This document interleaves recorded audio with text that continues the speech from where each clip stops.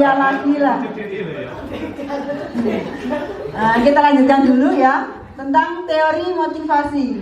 3 motivasi perilaku manusia, yaitu yang pertama untuk menghindari ketidaknyamanan atau hukuman, dan yang kedua untuk mendapatkan imbalan atau penghargaan dari orang lain, yang ketiga untuk menjadi orang yang mereka inginkan dan menghargai diri sendiri dengan nilai-nilai mereka percaya.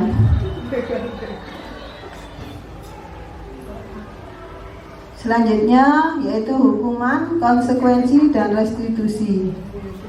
Hukuman adalah sesuatu yang menyakitkan harus terjadi, sedangkan konsekuensi adalah sesuatu yang terjadi, dan restitusi merupakan suatu pilihan.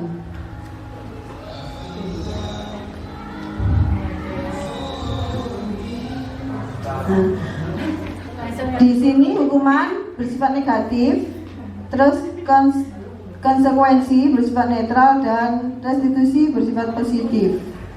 Contohnya hukuman di sini adalah awas kalau dilakukan lagi nanti awas kamu. Nah, seperti itu contohnya kalau hukuman itu. Kalau restitusi, nah ya itu. Kalau hukuman itu cenderung kayak apa ya? Membuat anak merasa ketakutan begitu. Kalau konsekuensi ini contohnya lakukan apa yang saya katakan. Nah, rada alus itu namanya. Itu konsekuensi. Sedangkan restitusi itu kayak seperti contohnya, apakah hal yang sesungguhnya ingin kamu lakukan? Jadi seolah-olah kita menanya anaknya, dan anaknya sudah mengetahui lah kesalahannya apa itu, seperti itu.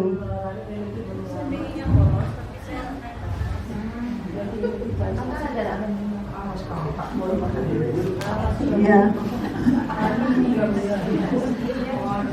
Dihukum oleh penghargaan. Menurut Alficon, yaitu saat kita berulang kali menjanjikan hadiah kepada anak-anak agar berperilaku bertanggung jawab, atau kepada seorang murid agar mempelajari sesuatu yang baru, atau kepada seorang karyawan agar melakukan pekerjaan yang berkualitas, kita sedang berasumsi mereka tidak dapat melakukannya atau mereka tidak akan memilih untuk melakukannya. 5 posisi kontrol kita sebagai guru penggerak, yaitu yang pertama sebagai penghukum, yang kedua sebagai pembuat merasa bersalah, yang ketiga sebagai teman, yang keempat sebagai pemantau, dan yang kelima sebagai manajer. Nah, yang sebagai penghukum di sini yang tadi itu, sehingga anak-anak merasa ketakutan, kita langsung meraih anak sehingga anak menjadi ketakutan. Sedangkan kalau pembuat merasa bersalah, dia ditanya alasannya, misalkan ada terlambat, kamu tahu kesalahan kamu gitu, kenapa kamu terlambat? Nah, dia sehingga merasa bersalah melakukan hal terlambat tadi. Sebagai teman, kita sebagai guru kan kadang berposisi sebagai teman buat anak-anak ya. Nah, tempat curhat seperti itu. Jadi kita tidak selalu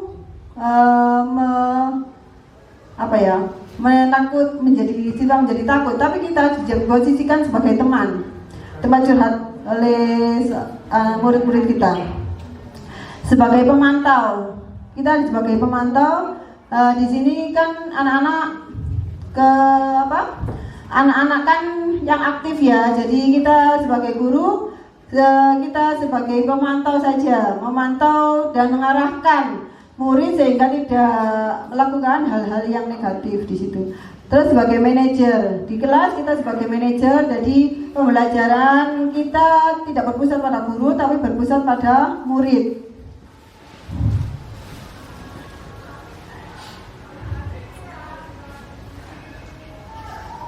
Untuk lebih jelasnya kita simak video ini ya.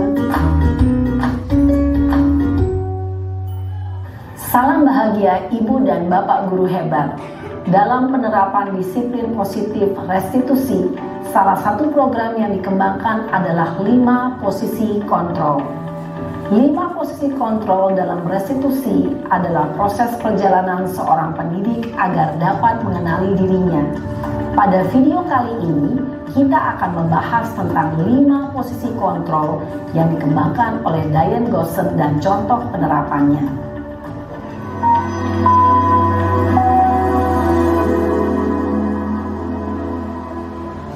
Lima posisi kontrol itu adalah: 1. Posisi penghukum. 2. Posisi pembuat merasa bersalah. 3. Posisi teman. 4. Posisi pemantau atau monitor. Dan 5. Posisi manajer.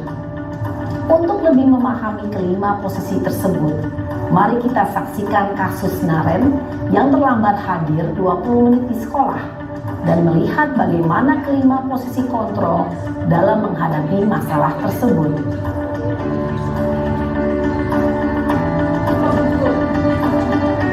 Yang pertama posisi penghukum ya. Mau disimak. Jika ada siswa kita yang terlambat, Naren, sini kamu. Selamat pagi Bu. monggo Bapak Ibu apakah ada yang terlambat. ini?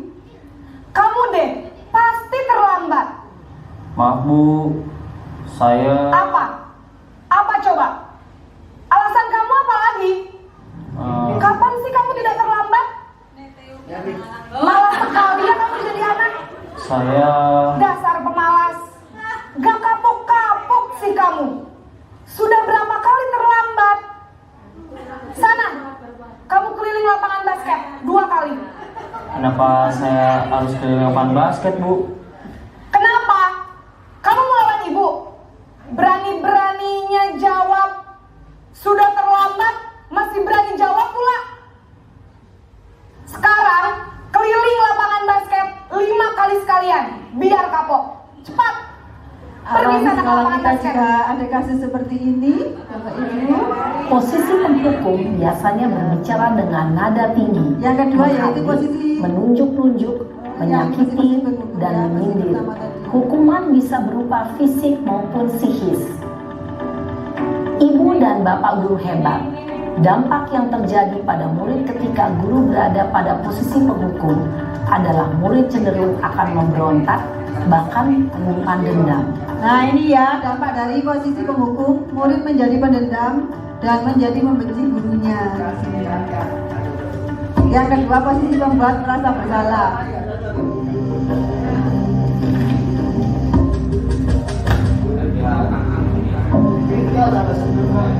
Naren,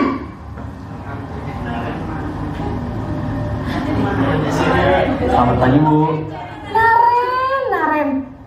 Kamu kenapa terlambat lagi, nak?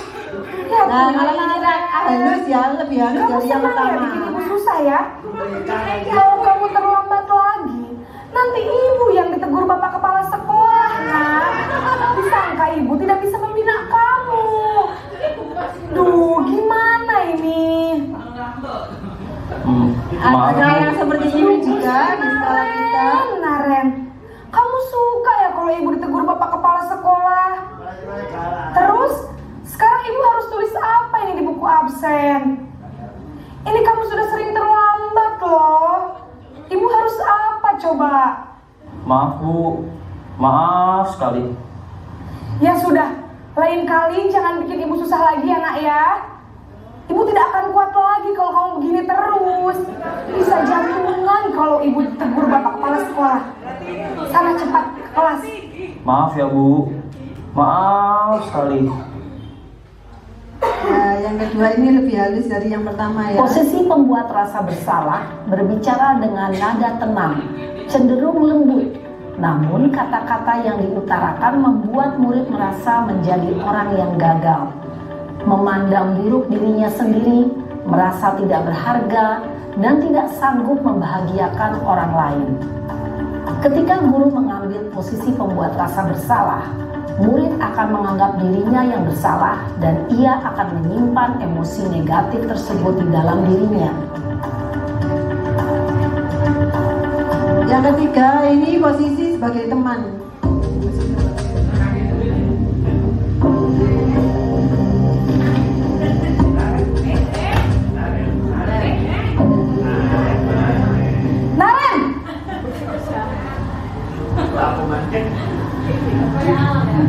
Selamat pagi, Bu. Wah, sudah jam berapa ini, Nak? Terlambat lagi ya, sayang. Iya, Bu. Habis ibu saya lupa bangunkan saya, Bu. Kamu malah menyalahkan ibu kamu. Kamu bukannya anak yang larinya paling kencang. Kok terlambat sih? Iya, Bu. Saya memang terlambat bangun tadi. Jadi, biarpun saya lari kencang, tetap gak kekejar, Bu. Ya sudah sana. Nanti lain kali larinya lebih kencang lagi ya.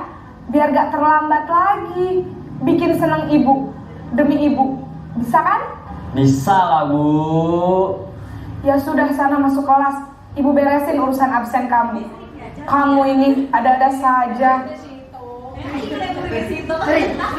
Dalam posisi teman, guru berbicara dengan nada suara ramah, akrab, Posisi teman ini cenderung gurunya bersandar ramah. untuk menjaga suasana tetap santai.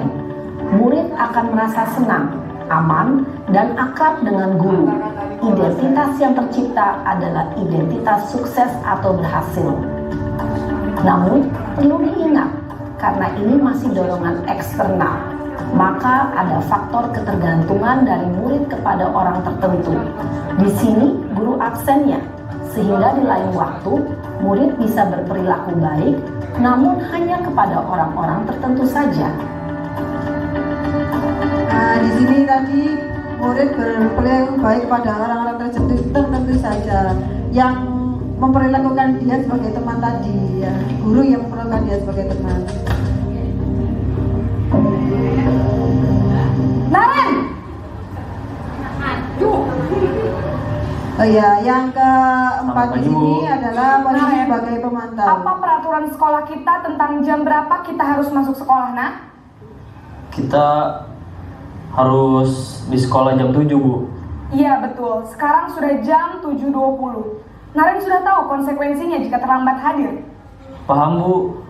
Saya harus tinggal kelas pas jam istirahat selama 20 menit. Iya benar, konsekuensinya demikian. Jadi nanti jam 9.30 pas istirahat, kamu harus tinggal di kelas, kerjakan tugas tambahan untuk ketertinggalan kamu, ya? Baik, Bu. Posisi pemantau mengandalkan penghitungan atau data untuk mengontrol murid. Guru mengarahkan murid berdasarkan peraturan dan konsekuensi.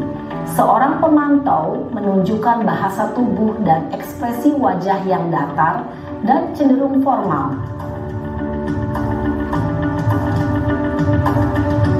Yang selanjutnya yaitu terakhir sebagai posisi manajer.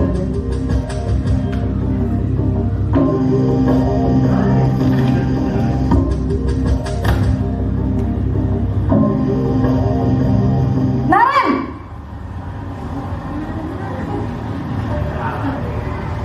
Selamat pagi, Bu. Selamat pagi, Naren. Maaf, Bu. Saya terlambat. Iya, sekolah masuknya jam 7, sekarang sudah jam 7.20. Jadi sekarang bagaimana ini, Naren? Maaf, Bu. Saya lupa setel alarm saya semalam. Baiklah, menurut kamu, keyakinan sekolah yang mana yang perlu kamu tingkatkan? Menghargai diri sendiri dan orang lain mungkin, ya, Bu. Setuju. Jadi, apakah Naren meyakini prinsip saling menghormati tersebut? Iya, Bu. Saya meyakininya. Apakah Naren bersedia memperbaiki masalah keterlambatan ini? Bersedia, Bu. Bagaimana kamu akan perbaiki masalah keterlambatan ini? Saya akan coba untuk tidak lupa menyetel alarm saya, Bu. Baik, kalau Naren lupa menyetel alarm di rumah, ada orang yang kira-kira bisa bantu mengingatkan tidak? Ada, Bu. Kakak saya, Kak Ema. Ada lagi selain Kak Emma?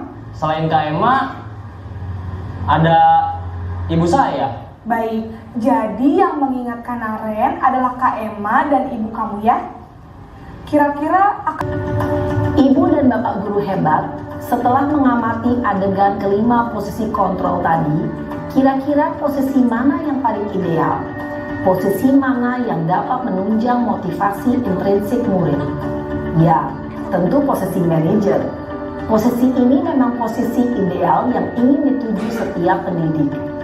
Pada posisi inilah guru dapat menerapkan disiplin positif yang berpihak pada murid, yang memerdekakan murid. Perjalanan seorang pendidik tentunya tidak mudah untuk sampai pada posisi seorang manajer. Namun, tujuan kita pasti, yaitu menciptakan murid-murid yang mandiri, merdeka, dan bertanggung jawab. Semoga penggambaran 5 posisi kontrol yang telah diperlihatkan ini dapat menjadi ajang refleksi bagi kita semua, agar dapat terus mengasah dan menerapkan disiplin positif yang memerdekakan murid. Mari terus berlatih dan bersemangat. Selamat menerapkan. Salam dan bahagia, Ibu dan Bapak Guru hebat.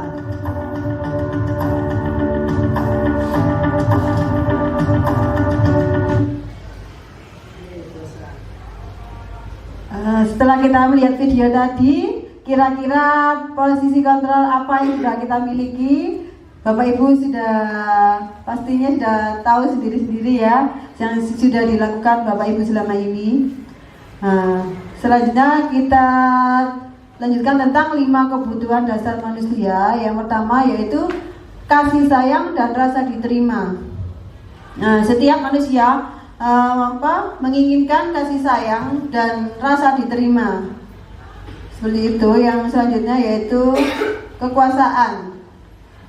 Dan selanjutnya bertahan hidup. Semua orang kepingin bertahan hidup ya. Seperti itu. Yang selanjutnya yaitu tentang kesenangan. Murid kita juga kepingin menerima kesenangan. Jadi kita sebagai guru memberikan pembelajaran yang menyenangkan. Dan yang selanjutnya yaitu kebebasan. Kebebasan di sini kita tidak boleh memaksakan murid. Jadi kita memberikan kebebasan kepada anak ya.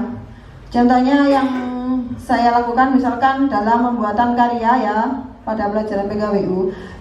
Di sini saya menentukan bahannya saja, tetapi anak-anak saya berikan kebebasan untuk membuat karya sesuai dengan ide dari kelompoknya masing-masing. Yang selanjutnya keyakinan kelas. Keyakinan kelas itu adalah kesepakatan yang dibuat antara murid dan guru di dalam kelas dan bernilai positif.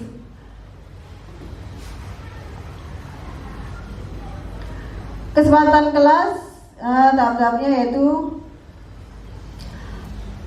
di sini tahap menciptakan program kebajikan dulu. Yaitu yang pertama dilihat daftar kebajikan yang telah disusun bersama. Yang kedua tentukan nilai-nilai kebajikan yang ingin dijadikan perhatian utama di sekolah Anda. Curah pendapat dalam kelompok contohnya. Yaitu yang ketiga sempurnakan beberapa daftar nilai-nilai kebajikan yang utama. Bahas kembali dalam kelompok utama. Dan yang keempat buatlah poster atau muat di sosial media keyakinan sekolah atau kelas Anda. Pembentukan keyakinan kelas. Pembentukan keyakinan kelas yang pertama di sini anak-anak sebelum pelajaran dimulai ya, atau awal pertama masuk ya. Pertama masuk yang kemarin misalkan pada semester 2 ini pertama masuk, anak-anak kita ajak untuk membuat kesepakatan. Kira-kira kesepakatan kelas selama pembelajarannya masing-masing. Misal pembelajarannya Bapak Ibu guru masing-masing ya. Aturan-aturan apa nanti yang kira-kira bisa disepakati selama 1 semester itu. Kemudian anak-anak diminta untuk menuliskan ke depan. Setelah menuliskan ke depan, nanti kita bahas bersama. Kemudian kalau misalkan masih ada kata-kata yang negatif, kita ubah menjadi kata-kata yang positif. Misalkan dilarang membuang sampah sembarangan. Kata dilarang itu kan termasuk negatif, jadi diubah menjadi kata-kata seperti ini: buanglah sampah pada tempatnya. Seperti itu. Ini keyakinan kelas yang Ini prosedur dulu, prosedur pembentukan keyakinan kelas yang seperti saya jelaskan tadi. Nah, di sini yang sudah saya lakukan dalam membuat keyakinan kelas.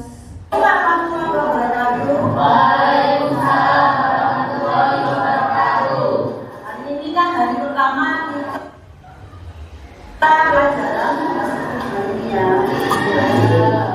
Sebelum kita masuk ke pelajaran, marilah kita membuat keyakinan kelas dulu. Agar tercipta keyakinan kelas, maka kalian tuliskan kesepakatan kelas dulu ya. Silakan. Ayo masuk kelompok sekarang. Ya.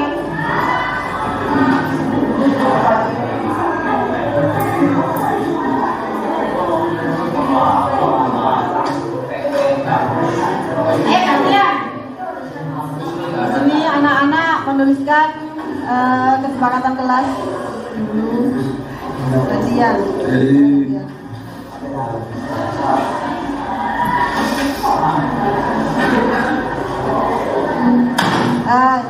Itu kata-katanya misalkan ya tadi itu. Ayah sekali dilarang ramai di kelas seperti itu kan, kata-kata dilarang tidak boleh. Jadi tertib di kelas begitu. Dia ganti tertib di kelas.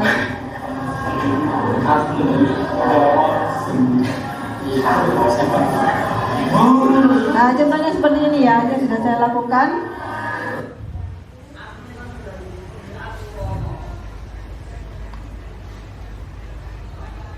Selanjutnya yaitu restitusi.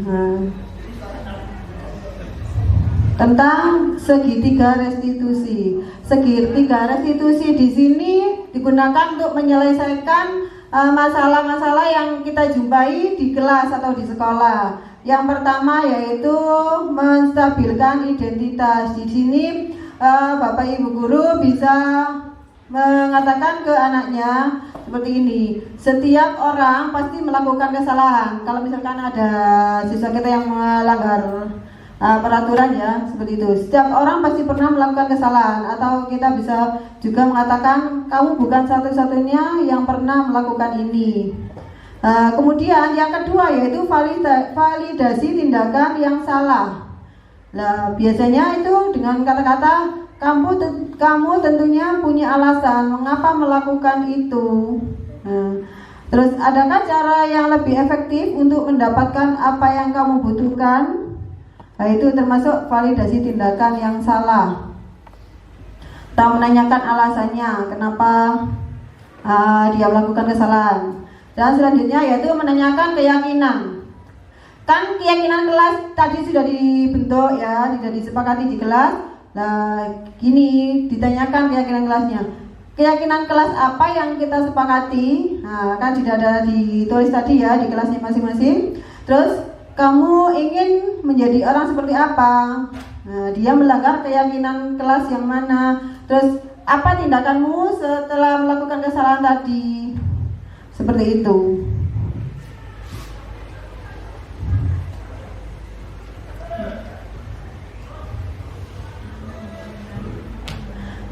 Demikian pemaparan kami tentang modul 1.1 sampai modul 1.4. Mudah-mudahan bermanfaat bagi kita semua. Nah, silakan Bapak Ibu. Oke, terima kasih. Saya kembalikan ke Pak Budi. Saya akhiri, wassalamualaikum warahmatullahi wabarakatuh. Terima kasih disampaikan pada Bu Nini Rahmatin dan Bu Yulina yang sudah memaparkan modul 1.1 sampai dengan 1.4. Ada banyak hal yang memang mungkin bisa kita terapkan di sekolah kita, meskipun beberapa juga sudah diterapkan gitu ya. Tapi apalagi kita sebagai sekolah penggerak, mungkin sebentar lagi Bapak Ibu akan banyak dikirim